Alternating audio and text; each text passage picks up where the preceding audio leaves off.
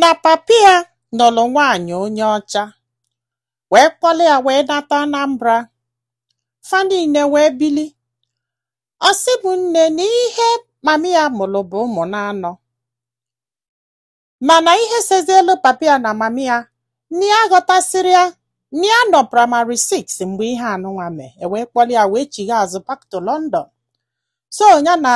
mami ya wee bizielu. Then papia anwụgo. Wee mesị ịgbago n'onye nọ n'ala Igbo wee tonya wee chọba ndị be ha ka a gbagolu ihe. Na mgbe ya na-agwa anyị ihe a, na ya dị 28 years old wee gbalata Ọka wee chọba ndị be ha. Mgbe ya ji wee bata, ọ bụlụ dat na ụmụnne papia ewegolu be nne ya, mana papia lụrụ ụlọ enu. Asị dị ọkpalanya wee bata wee ya na fa wee sebe wee sesie.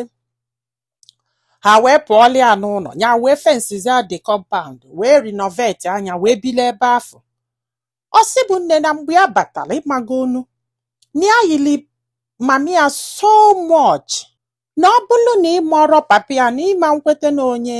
Igbo mụrụ ya nya onye ojii mụrụ ya, maka na ọbala mami ya tigburu ọbala papia so much ya adụ nnọọ ka onye ọcha. So ka a batara ịmagolu ndị mmadụ ụmụ nwaanyị na-esoghelie and na ya na nwanne ya nwoke akpagosi that na fa ga-anụ nwaanyị na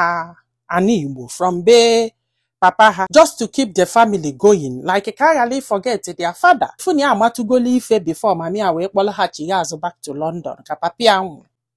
Ọ sị m so ka abata ụmụ nwaanyị si n'enu si n'anị ịmagolu onye ọbụla even ndị mama na-akpọta nwa ha na-ejeli ozi ịmagolu ya wee gwa ọnkụl ya sị ya na ya chọrọ isi na be anyị wee nụ nwaanyị na ya ga-ewe nwayọ ịghọta na until ya afọ onye a chọrọ ịnụ. And one of her sister nụkwala onye Naija. Ọ sị m nne ihe a na-eme ụmụ nwaanyị na-akwụ na line na-abịa, mana ya chọrọ onye ọ ga-abụ ya na ya na-abụ kwụsị amị anụ nwunye na o nwere ebe enyi ya nwoke kpa ya wee jee ili nri wee lụọ ebe afọ. Ọ sị m nne chai ya wee fụ those girl na-enyelu mami ya aka wee na-ele nri na nwa anụfụ amaka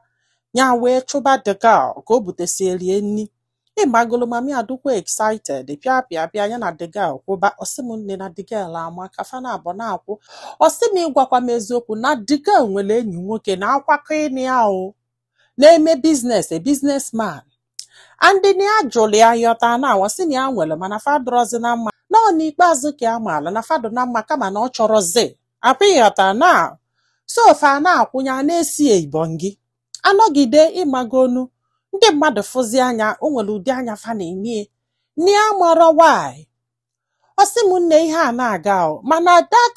enyi ya nwoke wu best friend ya na-asịkwa ya na o nwere ụdị anya ndị mmadụ na-enye na ya ghọtarazi ife na-emenụ. Ọ sị ya na ịmago na fa na-ekili ya na onye ọcha ka ọ bụ ya gbakwa nkịtị. So na this guy ya na-agwa m bụ enyi ya nwoke n'ọnwa dị a na ụmụnna nna ya ịghọta na so na ọ nọkwu the same place wee too na enyi ya na-abọ na-akwụ mgbe afọ hapelụ mpe before mami ya kpọlị ya wee naba obodo oyibo wee chietekwa azụ wee ha na-abọ wee bido kwụbakwa.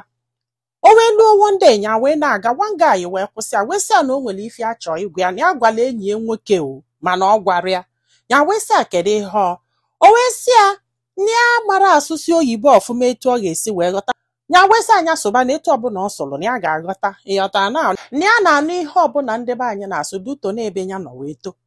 mana ya da asụnwuzi ọfụma ịghọta nọọsụ ụka afọ ya sodebere wee pụọ bifed akpọrọ ya gaa iru. And anyị chetakwa na papia na mami ya mụsịrị ya na London bife wee kpọrọ ha wee nata Anambra. Ọ sị m nne ọkwana ya o wee sị ya na ya gwalụ the guy na that girl ya na ya na-abọ na-akwụ na fa bụ nwanne na fa na-abụ ekwesịrị na-esi Ibonyi na ya mụrụ ma the guy ọ gwakwara ya maka na after ka ya gwasị the guy na-ene anya ka ọ kwụsị na ọ kwụsịrị. Ọ sị m nne ihe agbaka anya isi ya sị ya what? Ọ sị yes. Ọ sị m ihe a wutie so much ya wee chụpa the guy na this guy ya na-agwa anyị ha nya promisiri ya na ya ga-akpị aja obodo oyibo even ya ewegolu paspọtụ ya ịghọta na ọ ga-abụ nya chigebe azụ ka asọmiti enye ka adụshọ na ọ ga-esi ịgbago London mana mgbe ihe anụnwa mere ike kwụla ọtọ gwa ya ya wee na-asị which means na this guy ya afụrụ ya n'anya ka o si malụ na ya na-edina nwanne ya nwaanyị mgbe ya nkịta ọ gwara ya na ọ bụrụ na the guy ya gwara ya na ọ gwara ya nwere ike weli emebi na ọnụrọ mana the guy si na ya gwara ya ihe dịka 2 months back ya gwa nyanwa ya kwụsị ya na this girl eyezi na fa bụ nwanne ya wee jụba the girl ọ wee bụrụ na mama the girl na the girl myself gbakwa nkịtị maka na fa chọrọ ije obodo oyibo na si ihe ha na-anụ bụ ije obodo oyibo ụmụnne ikekwula ọtọ gwu ya wee sị the girl so na ịmaalụ ọsị na ndị ọnkụl ya gwara ya fasị na onwere ihe o mee na o tego aka nke nwa iwe gba nkịtị ya na-ese gị ibọ gị ọsị bụ na that day ka a kwụsịrị ihe niile jikọ anya na that girl enyi ya nwoke wee bịa jụbịa ya sị na ya just decide ya na ya chọrọ ọzọ the girl maka na ya chọrọ egwu ya maka na iwo na-ewu ihe ojire wee gwu ya ọsị m nne ka a na-akọlụ m ihe a na ya na-anata wọnsị na ihe ya nọ London na-akọlụ m ihe a maka ihe a this guy mee na o nwere ka ya si tinyere ya akwụkwọ afọ ya promisiri ya just welu paspọtụ ya gbagote London nọlụ ya na-eche ife ya na ya na-abọ ga-eje ya chọọ ka ya meelụ ọnya back to the guy wee gwazi anyị ife o melie nya alaikara ya wee sị ka anwale ife ndị mmadụ ilo ihe a this guy mee kịta ọdụmma o gosi na ọ fụrụ ya n'anya ezigbo mmadụ ka ọ bụ ọnụ o kwesịrị igwe ya ọ sị m na this guy na fada emekwe friend nke bịa ka apụta nọ na fada eje eriko nri o ya na-eso ya na-abe ha nwanne nwaanyị esie nri ife elie ebe ọbụla ọ chọrọ ije ya ga-ese na fana abụọ bụ na like 5 and 6 o wee gba nkịtị ya na-edina nwanne ya ya mara ife o bu n'uche nye nwere ike ịghọta mfat na ọ gbalị aghalị and ya love this guy ya mara ka a ga-esi wee handle destiny ya ma ntinyeziri akwụkwọ ka akọtọ the relationship ka onye forgive this guy continue kwe the relationship mana ụjọ na-atụ ya ọ sị m na ọ bụrụkwa sọsọ ya na o nwekwe nwanne ya na ya na-abọ na ekene mana fadro as close as etu ya na friend ya anọwasị wee do nwanne ya nwe ka ndị afọ sodo ụmụnna ha na ha gwakwue na osokwe na one of the guy the elderly guy gwara ya gwa ya na this one na-abata bie ya nwe nninye bupụta felie mana ndị be anyị mgbe ụfọdụ ifefe a chọrọ inweta from people na-eme ha ada agwa onye afọ eziokwu ịghọta na because na fa chọrọ ka ilu gị gbalụọ chọrọ ka iche enye eche wee melu ihe ọbụla ị chọrọ imelu ha but that's your friend o kwesịrị ịgwa gị ọ bụrụ na ọ gbalụ gba nkịta ọ bụrụ a good friend o ma ịjụkwa m at least na onye nwa bụ the closest friend ị nwere at the moment you trusted him solie na-egbogo solie na-egbede o kwesịrị ịgwa gị ma ịjụọ m mana bọọlụ dị na ngada gị depends on etu ife ome gị si wee hot gị ghọta na ọ bụ na ife ị ga-forgive nwu then ọ bụkwanụ na ọ bụrụ then but I thank God you found out and gị na this girl gbasa onye ọbụla jebele onwe ike gwụrụ